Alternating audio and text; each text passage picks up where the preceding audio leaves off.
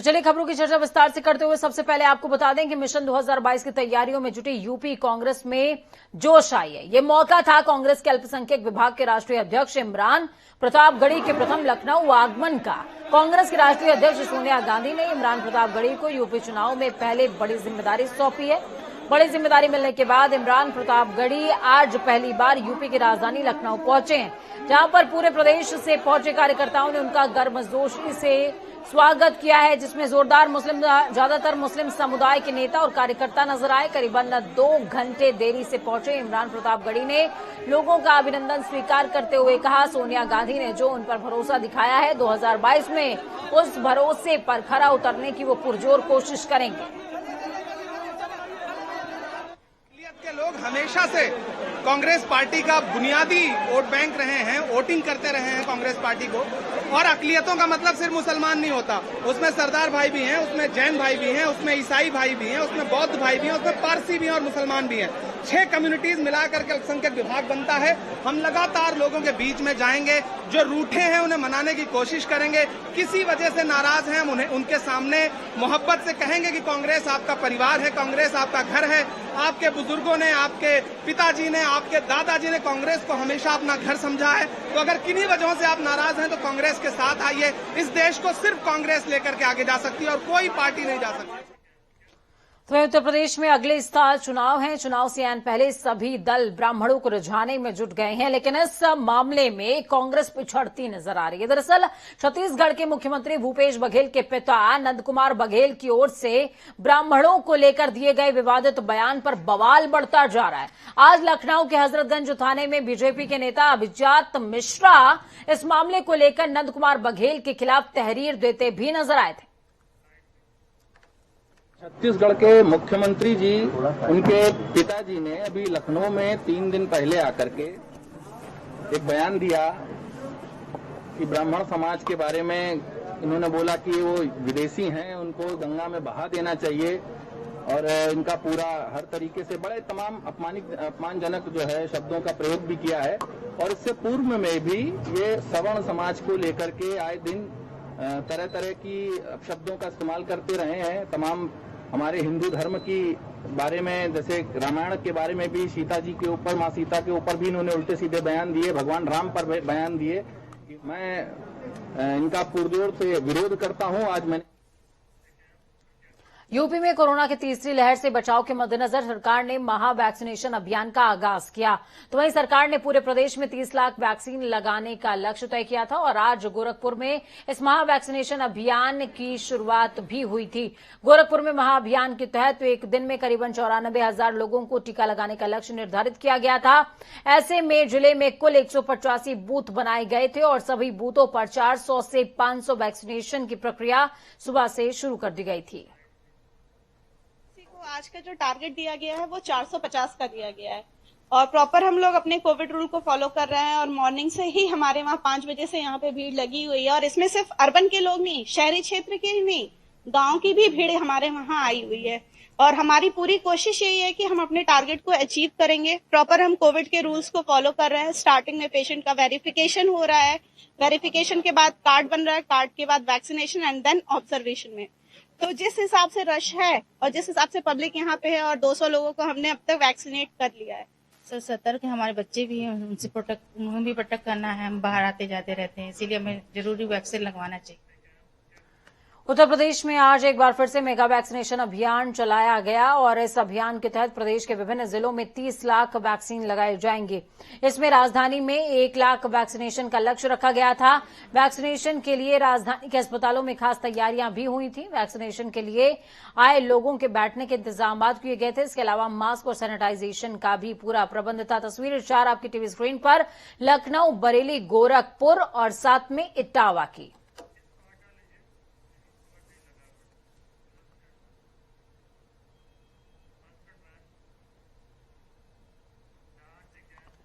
Mafia don Mukhtar Ansari और अतीक अहमद के बाद सीएम योगी का चाबुक अब अपनी ही पार्टी के पूर्व विधायक सुंदर सिंह लोधी पर चल गया है।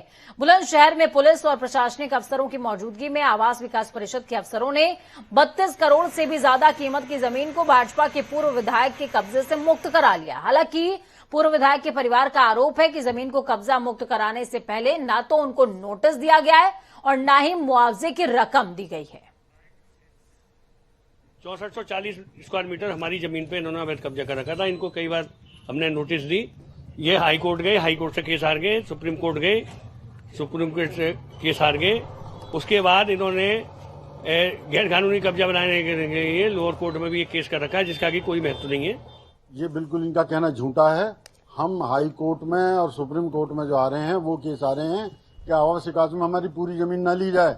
इसका कोई मैटर नहीं था। इसका 38, 39 और 35 नंबर का कोई जिक्र हाई कोर्ट और उसमें नहीं है। पूर्व विधायक से मुक्त कराई गई है अवैध जमीन। आपको बता दें, अवैध कब्जे को लेकर के अब सीएम योगी न अपनों को छोड़ने के मूड में हैं और न ही अपराधियों को। रायबरेली में बीजेपी एमएलसी दिनेश प्रताप सिंह ने सपा विधायक मनोज पांडे के बयान पर विरोध जाहिर किया है। उनका साफ तौर पर कहना है कि सफाई देने से कोई सत्य नहीं बदल सकता है, जनता सब जानती है और अगर वीडियो काटकर वायरल की गई होती तो आप खुद स्वीकार कर रहे हैं कि वीडियो आपका ही है। देखिए, मनोज पांडे जी अपनी सफाई में क्या कहते हैं ये उनका काम है। रायबरेली के लोग, ऊंचाहार के लोग, पूरे उत्तर प्रदेश के लोग इस विषय को बहुत अच्छी तरह से जान गए हैं कि सत्य क्या है और सत्य कभी छिपता नहीं है। मनोज पांडे जी उस सत्य को छुपाने के लिए 1000 असत्य भाषण कर रहे हैं, चारों तरफ घूम घूम करके नीरव मोदी का नाम ले रहे हैं। मैं उनसे पूछना चाहता हूं, अगर आप ये कहते हो कि वो कट पेस्ट करके वीडियो ऑडियो जारी किया गया है, आप स्वतः बता दो कि क्या काटा गया है। आपने तो खुद बोला है अगर किसी ने उसके साथ छेड़छाड़ी करके और केवल अपने मतलब भर का वीडियो वायरल किया है तो आप तो स्वयं उसको स्वीकार करते हो कि हाँ, जो वायरल वीडियो है वो हमारा है। अब उसकी असत्य होने का कोई। सुप्रीम कोर्ट ने मुख्तार अंसारी के कोर्ट में पेशी के दौरान सुरक्षा सुनिश्चित करने का निर्देश देने की मांग वाली याचिका पर सुनवाई से इनकार कर दिया। सुप्रीम कोर्ट ने मुख्तार अंसारी की पत्नी से हाईकोर्ट में याचिका दाखिल करने को साफ तौर पर दो टूक कह दिया। शीर्ष अदालत ने हाईकोर्ट से मामले में तेजी से सुनवाई करने की बात भी कही है। आपको बता दें, सुप्रीम कोर्ट में मुख्तार अंसारी की पत्नी ने मुख्तार अंसारी की जान को खतरा बताते हुए याचिका दाखिल की थी। मामले की सुनवाई के दौरान वकील कपिल सिब्बल ने कहा कि सुप्रीम कोर्ट के आदेश के बाद मुख्तार अंसारी को पंजाब जेल से उत्तर प्रदेश की जेल ट्रांसफर कर दिया गया था। मुख्तार अंसारी की जान को खतरा है। वहां के नेता भी अपराधियों को गोली मारने की बात किया करते हैं। मथुरा के गोवर्धन परिक्रमा मार्ग में एनजीटी ने नो जोन घोषित कर रखा है, जिसे लेकर परिक्रमा में बड़े वाहनों के प्रवेश पर पूरी तरीके से पाबंदी है। इसके बावजूद समाजवादी पार्टी की महिला प्रकोष्ठ की जिला अध्यक्ष अनुराधा चौधरी अपनी गाड़ी लेकर परिक्रमा मार्ग में एंट्री करने लगी। जब पुलिस ने उन्हें रोका तो सपा नेत्री ने हाई वोल्टेज ड्रामा क्रिएट किया, जिससे मौके पर कोई भीड़ भी यहां पर बहुत ज्यादा भीड़ भी इकट्ठा हो गई थी। वहीं काफी देर तक चले इस हाई वोल्टेज ड्रामे के बाद महिला पुलिस ने सपा नेत्री को गाड़ी से बाहर निकाला और अपने साथ लेकर चली गई। उत्तर प्रदेश के कई जिले इस समय डेंगू की जद में हैं। ऐसे में मिर्जापुर में घर घर जाकर लोगों की जांच की जा रही है। तो वहीं जिलाधिकारी ने बताया कि मरीजों के बेहतर इलाज के लिए मंडलीय अस्पताल में व्यवस्था सुनिश्चित की गई है। 1 जुलाई से अब तक डेंगू के 23 मरीज सामने आ चुके हैं। लोगों को डेंगू से बचाने के लिहाज से और जन जागरण के लिए पैम्पलेट का सहारा भी लिया जाएगा।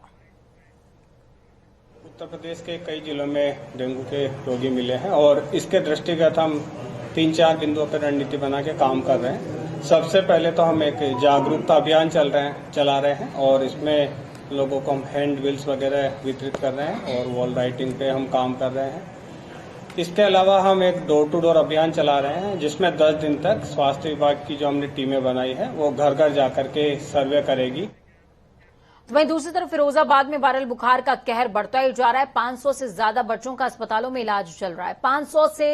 55 से ज्यादा बच्चे बुखार से जंग हार चुके हैं। ऐसे में सुदामा नगर के लोगों ने भगवान पर आस्था रखते हुए हवन का आयोजन किया। लोगों का साफ तौर पर कहना है कि कहीं न कहीं भगवान इस मोहल्ले में पूजने वाली माता में इतनी शक्ति है कि हमारे शहर में फैली बीमारी को अवश्य दूर करेंगी। आपको बता दें कि करीबन 7 दिन पहले जिले में सीएम योगी खुद अस्पताल जाकर के बच्चों से और उनके परिजनों से मिले थे, उनका हालचाल भी जाना था। जहां एक तरफ पूरा शहर जनपद वायरल फीवर और रेशमी बुखार से परेशान है, कई बच्चों की जाने गई हैं, 500 से अधिक बच्चे आज भी अस्पतालों में भर्ती हैं। वहीं सुदामा नगर के कुछ लोगों की मान्यता है कि यहाँ ये हवन एक चल रहा है, इस हवन को करने से हमें कहीं न कहीं लाभ मिलेगा और इसके जो जनपद में जो लोगों की जो बीमारी फैली हुई है उससे कहीं न कहीं हमें आराम मिलेगा। इसी के चलते यहाँ पर मेरे साथ इस वक्त मौजूद है कुछ मोहल्ले वाले यहाँ पर जो हवन करा रहे हैं। क्या नाम है? रवि बघेल जी। रवि बघेल जी, ये जो हवन हो रहा है किस तरीके का हवन है? कार्यक्रम ये बढ़िया हवन है जो अपने महामारी की वजह से और ये अपनी संतुष्टि के लिए ये कराया गया है। क्या पहले भी इस तरीके का हवन पहले भी कराया था इस तरीके? आपका क्या मानना है? क्या नाम है आपका? राजेश सिंह जी, इस तरीके का हवन जो कराया जा रहा है, आयोजन किया गया है, क्या मानना है? यहाँ पे हमारे यहाँ बच्चों की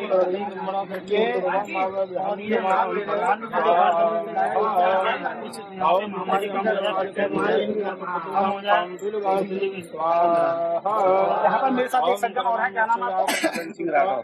यहाँ मुख्यमंत्री भी आए थे सुबह के साथ इसी मोहल्ले में। कहाँ कितने परिवारों से उन्होंने मुलाकात हुई? कई परिवारों से, वहाँ कई परिवार इकट्ठे हो गए थे आगे, उनसे सबसे मुलाकात की। हवन से चल रहा है आपका हवन का, इसके पूरे मामले में क्या ऐसा है? इस मामले में हमारे बड़े बूढ़े बुजुर्ग कहते हैं कोई महामारी आती है तो हवन कराते हैं। ये जो माता का हवन हो रहा है, माता कितने समय से आप यहाँ मोहल्ले में पूजी जा रही है? माता करीब हो गई 20-25 साल करीब हो गई इस माता को पूजते हैं।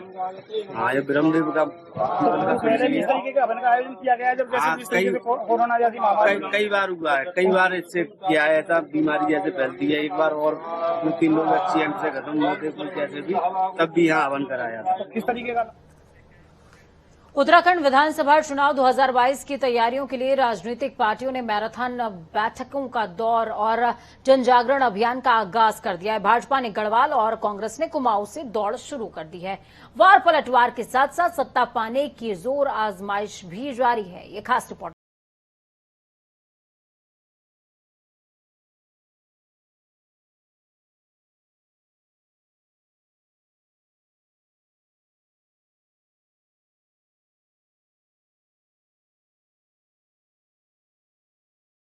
चुनावी आगाज किया है।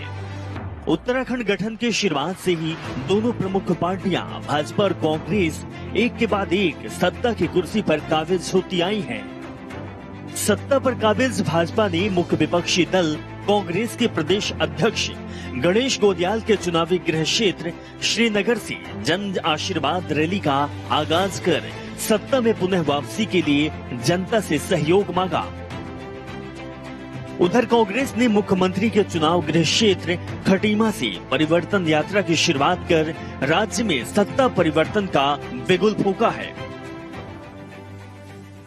देहरादून में बैठी हुई जो सड़ी गली सरकार है, जन विरोधी सरकार है, जो मजदूरों, नौजवानों, किसानों, छोटे मध्यम व्यापारियों, छोटे कारोबारियों सबके हितों के खिलाफ काम कर रही है, उसको बदलना है और उसकी जगह पे एक ऐसी सरकार को लाना है जो जन कल्याण पर आधारित सरकार हो, जो किसानों के लिए फैसला ले, जो महिलाओं के लिए फैसला दे, जो रोजगार की वृद्धि करने का काम करे। ऐसी सरकार लाना हमारी परिवर्तन यात्रा का मकसद है, जिसके माध्यम से हम एक खुशहाल, समृद्ध और आगे बढ़ता हुआ उत्तराखंड बना सकें। भाजपा जहां इस बार राज्य में पारी बदलने के बाद सत्ता स्थानांतरण की मिथ्या को तोड़ना चाहती है, वहीं कांग्रेस सत्ता में वापसी को लेकर जोर लगा रही है। भाजपा ने श्रीनगर से जन आशीर्वाद रैली की शुरुआत कर जनता से उन्हें सत्ता में वापसी की सहयोग मांगा है। इसके लिए उसने फिर से प्रधानमंत्री मोदी और उनके कार्यों को आगे रखा। राज्य में 4 धाम rail, all weather road, national highway और सड़कों का जाल कुछ ऐसी योजनाएं हैं जिन्हें मोदी के साथ जोड़कर राज्य का नेतृत्व जनता के बीच में है। गढ़वाल के बाद जन आशीर्वाद रैली अल्मोड़ा पहुंची है।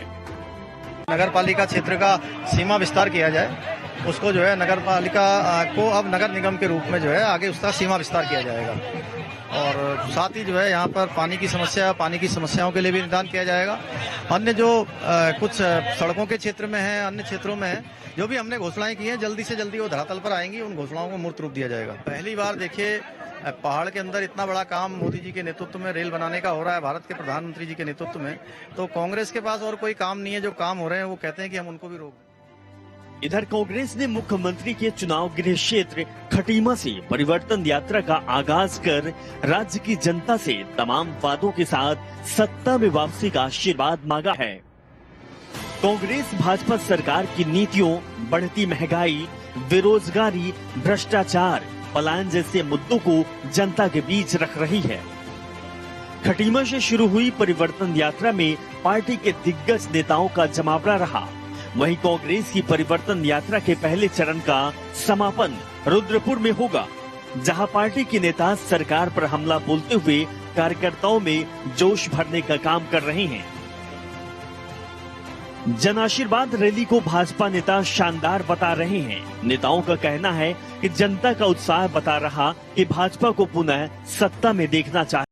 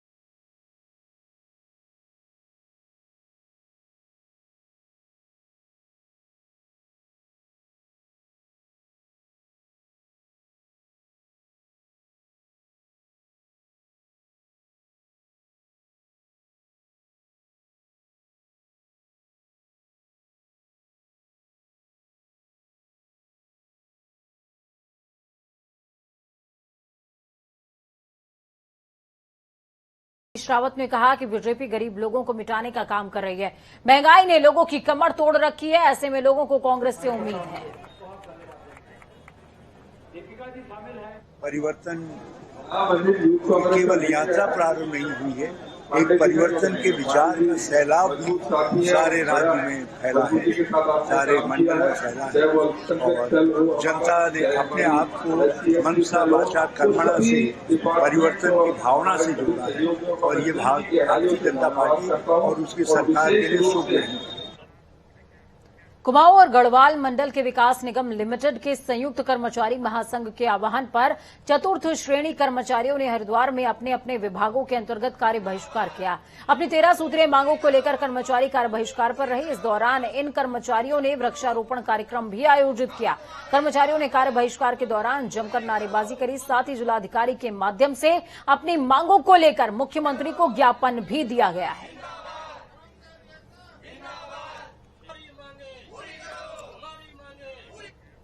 वक्त यहां पर छोटे से ब्रेक का, ब्रेक के उस पार खबरों का सफर लगातार जारी रहेगा। बने रहिए जनता टीवी के साथ। जनता टीवी की ये कामना है कि आपका आने वाला कल आज से बेहतरीन हो। नमस्कार।